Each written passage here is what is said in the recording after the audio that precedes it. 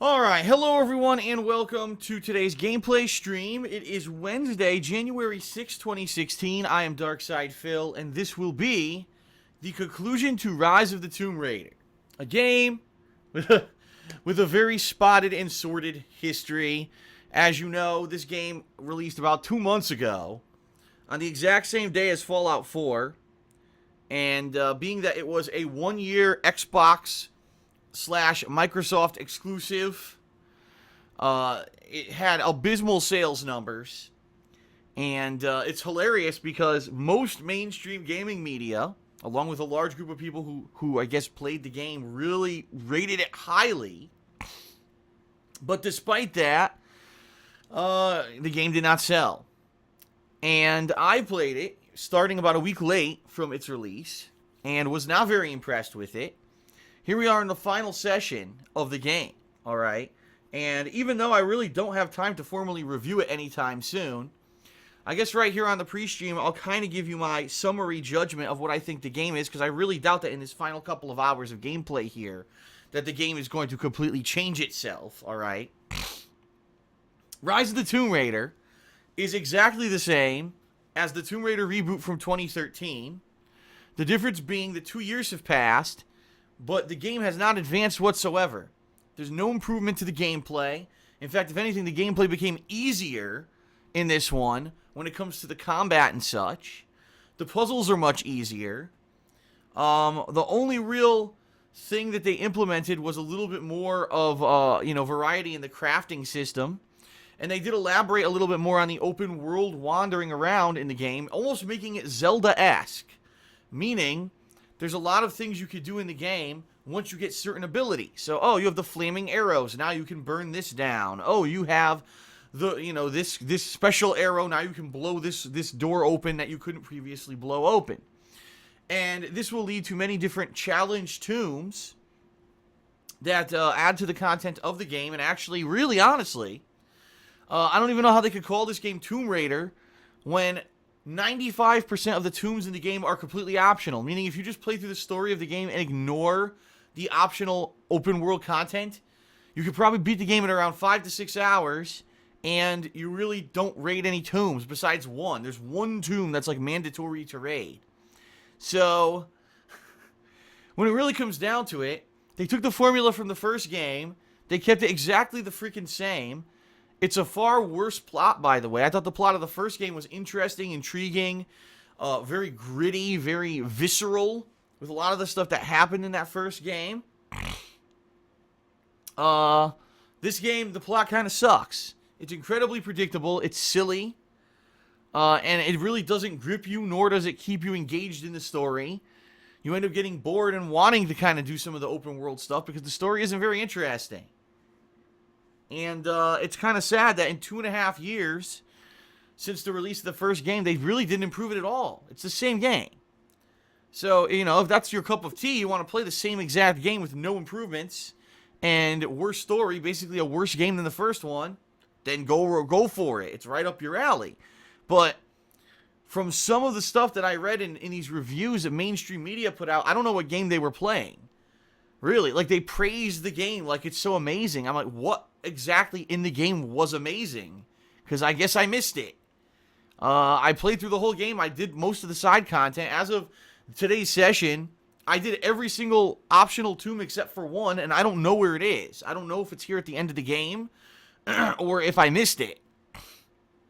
If anything, I wish that I knew where it was, because I would like to do it that way. I can at least say, well, I did all the tombs. So I did, 90% of the major content of what's supposed to be in the game. But I guess it is what it is. We'll see. From what I'm going to understand, where we ended up last session, okay, which was last week, I've only got a couple hours left. There's only a couple hours left in the game.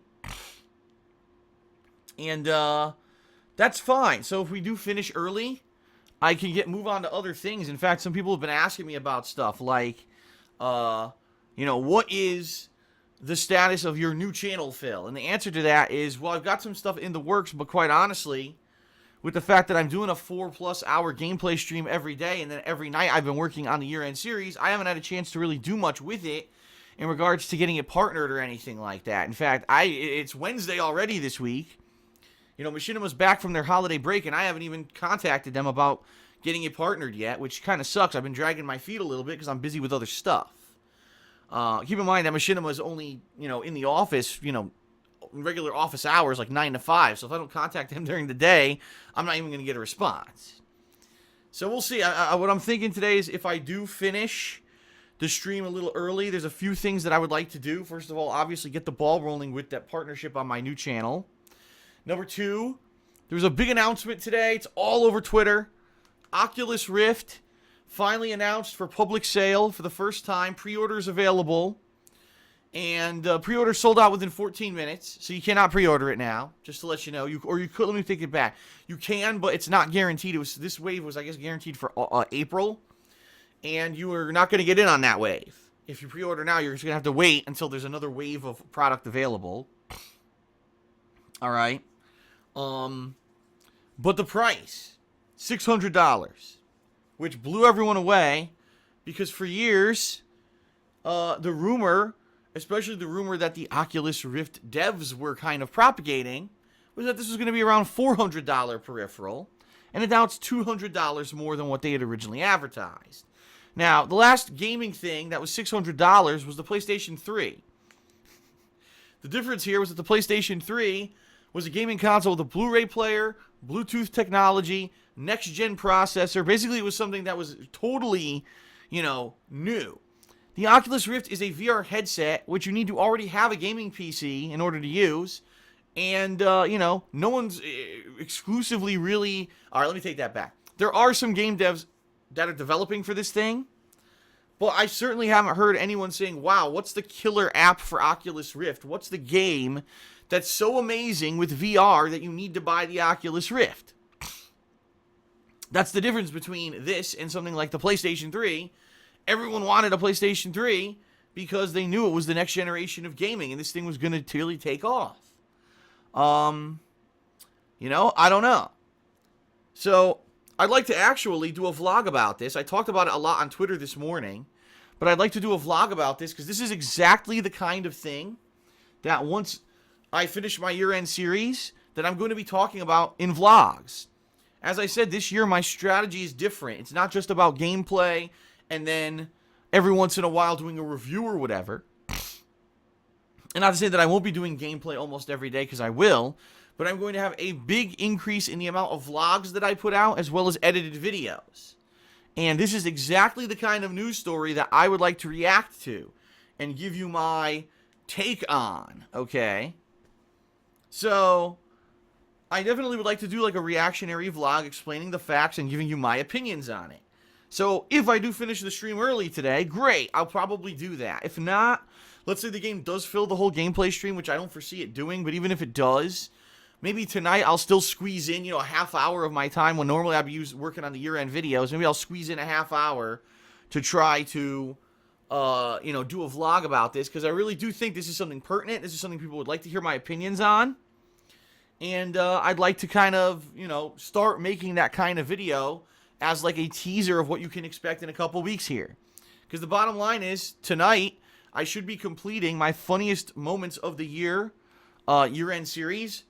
So I will throw this out here. If you have not seen it yet, if you have not seen the funniest moments of the year series, please check it out on DSPGaming. It is live, and it's almost done. At this point, 6 of 10 have already been revealed.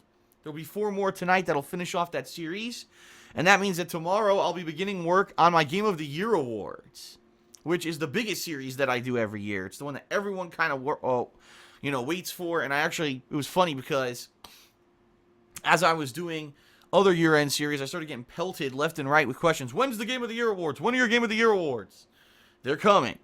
Don't worry, they are coming. I gotta get through the other stuff first. Game of the Year is always the last thing. You know what I mean? So once we're through those Game of the Year awards, then that's it. Then I'm going to start taking time every day to do vlogging, to do edited content and stuff for the new channel, okay? So that's the bottom line, is that it's coming shortly. Probably a week to a week and a half more is when you're going to see those changes be implemented. And I want to maybe give you a preview of what you can expect with this special vlog today. So we'll see. I'm fingers crossed everything goes well here, and I'll be able to finish up Rise of the Tomb Raider, and everything will go swimmingly, and I'll be able to do this vlog, and everything will work out well. Okay, so very quickly, for those of you who are wondering what to expect in the next few days, today the conclusion of Rise of the Tomb Raider, and the conclusion of the funniest moments. Tomorrow I'll return to Grand Theft Auto Liberty City Stories. I hope you'll check that out. Friday, I'm going to play more Yakuza 5, which at that point will have been about a week. And we'll go back to the Pop Idol Haruka storyline. Saturday will be more Grand Theft Auto. Sunday will probably be more Yakuza. And next week will be a balance, because I'll still be playing those 2 games. But I think next week I'm also going to start Undertale. So we'll have those 3 games continuing. And here's hoping that by the end of next week, we can have some conclusions of some of those games, because the only real new major release of this month, January, is Resident Evil 0. That comes out on the 19th. So 2 weeks from yesterday, per se. So we'll see what happens. But that's kind of my plan for the month, is to do those 3 games, balance that with the Game of the Year awards, and then come that 3rd week of January, launch the new channel, launch the new vlogging initiative, and continue on with all the playthroughs for the rest of the month. I'm still on the fence about Lego Avengers. It intrigues me, but I don't know if people are really going to care if I play it. Past couple of Lego games, let me take that back. Lego Jurassic World did well. When I did co-op with Leanna of Lego Jurassic World in June of 2015, it actually did pretty good. Did it blow away with crazy viewer numbers? No. But it was decent attendance on the streams, and it was decent attendance on the videos on YouTube. I don't know if Lego Avengers is going to pull in that kind of interest. I just don't. So we'll see. We'll see how it goes. It's definitely something I'm considering. It's not something that I'm going to promise until I get, further into the month and we see what happens, okay? So what else is going on? Not a heck of a lot. As you know, if you've been paying attention, good news regarding the Rockathon 2.0. It is going to happen at the end of this month, because we did hit the funding goal on Patreon, all right? This month, I'm going to be setting up the funding goal shortly, probably by this weekend. It's going to be a really good one. It's something people have been asking me for months. So here's hoping that it does happen. So just a little preview. I'll have more info on that shortly, later this week. Behind the scenes, business-wise, okay, I'm very positive. I'm seeing that there's a lot of engagement. There's a lot of interest in the stuff that I'm doing. The year-end series are doing pretty good. They're pretty much on par with how they usually perform. Usually, in the first few days of the videos being out, they get a certain amount of interest, and then over the course of an extra week, usually they get like a double slew of interest and views and stuff. So they're doing pretty good. Like I was looking at the most disappointing games countdown, which has been out for a week now, and the views on that are really good. And I'm seeing that there are accumulating views on these, and it's good because it's a slow gaming month. Let's face it, the stuff that I'm doing is more downtime stuff than anything else, right? So you need to have those series to support a slower month. Next month, I don't think we're going to have that problem. Next month, we got a ton of new releases that people are probably going to want to see. I'm excited to play them. And I don't think that we'll have the problem. This month is the slow month for gaming, okay? But I'm going to be honest with everyone. I'm a little nervous. Here's why I'm nervous. Because the holiday season is over. So the time of, big excitement for gaming is kind of over. Typically, every year, things slow down in January, in particular, a lot. And being that I'm in a new contract with Machinima now, it's a completely different contract than the one that I was in before, and that I'm making way less money. I don't know if in the month of January, with all this, even with all the stuff I'm doing, right, and all the new initiatives, I don't know how much money I'm going to make. I don't even know if I'm going to have enough money to pay my bills for the month. I really don't, and that's real talk. Like, I have 2 mortgages, health insurance, car insurance, homeowner's insurance, credit card bills that are still, being paid down from my move across the country, taxes, which I just paid a giant tax bill at the end of December that kind of emptied out my bank account, and, I don't know. I don't know what's going to happen. I don't know what the future holds. I don't know Here's the thing. I don't know if this month in January things are going to plummet and then maybe they'll bounce back in February. Like, I have no clue. I don't even know how things are going to go during the course of a year. Because, like I said, being in a completely new contract, it's completely up in the air. And I don't know what's going to happen. I'm kind of very uncertain right now, and I'm nervous. I'm excited. I'm having fun doing what I'm doing right now, and I think it's going to be a lot of fun to do more vlogging and to do edited content, but I'm very nervous about juggling that with everything else. And the bottom line is, right now I know that I'll be fine until about March, okay? And in March is basically when my paychecks, per se, will change with this new Machinima contract. And I don't know if it's even going to be enough to pay my bills in March. That's how nervous I kind of am. Now, don't worry. It's not like the end of the world or anything. I have things in place. I have things to fall back on if something does, if God forbid there's an insane drop in the amount of income that I'm making, I certainly don't think that there's going to be too much of a, oh no, they're going to repossess my house or whatever. That would be more of a long-term thing, right? If the business really didn't take off this year and I'm making way less money and it lasts for like a year, then we're in trouble, okay? But initially, I don't think it's going to have too much of a negative impact. We'll just have to see. So that's kind of the stuff that's, behind the scenes. And I'm nervous. I am. I'm just being real with you. And, you might not care, and that's fine. This is the pre-stream. I'm just shooting the shit before we get started with gameplay here. But I'm nervous, and I hope that you will, once these new initiatives launch, okay? You will spread the word that I'm doing stuff differently. There's a new, channel where I'm doing edited content all the time. My vlogging channel is a lot different because there'll be reaction videos and stuff like that to news stories. I'm going to need your help because I'm really a